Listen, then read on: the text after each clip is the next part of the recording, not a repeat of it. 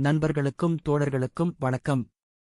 இந்த காணொளிக்கு உங்களை வரவேற்பதில் மகிழ்ச்சி அடைகிறோம். இதுவரை நீங்கள் எமது நிகரன் வலைக்காட்சியை சப்ஸ்கிரைப் செய்யவில்லை என்றால் இப்போதே சப்ஸ்கிரைப் செய்து ஆதரிக்கும்படி அன்புடன் கேட்டுக்கொள்கிறேன்.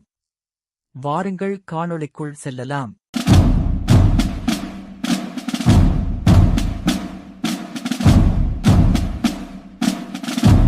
ஒளி வீசும் உலகம்.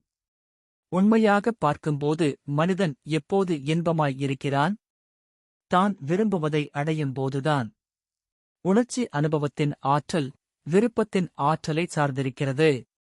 ஒரு குறிக்கோளை அடைவதற்கு மனிதன் ஆர்வத்துடன் விரும்பினால், இந்த விருப்பம் அவனை அமைதியாக இருக்க விடாவிட்டால், இந்த ஆர்வம் காரணமாக அவன் அநேகமாக உறங்க முடியாமல் தவித்தால், அப்போது இந்த விருப்பத்தின் நிறைவேற்றத்தால் அவனுக்கு உண்டாகும் இன்பத்தில் உலகம் அனைத்துமே ஒளி வீசுவதாக அவனுக்கு தோன்றுகிறது.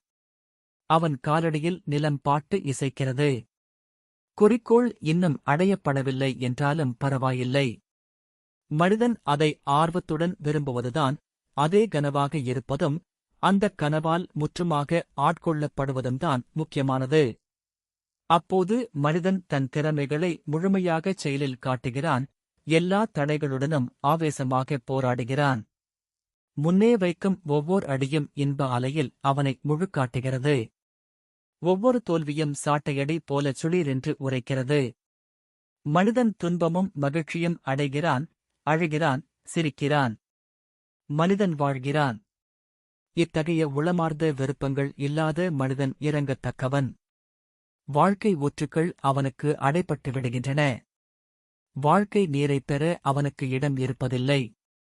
மனிதன் பிறவியிலேயே அசடன் அல்ல என்றால், எவ்வித இன்பக் கேளிக்கைகளும் அவனுடைய வாழ்க்கையின் வெறுமையை நிறைக்க முடியாது. செர்கேய் செக்மரியோ.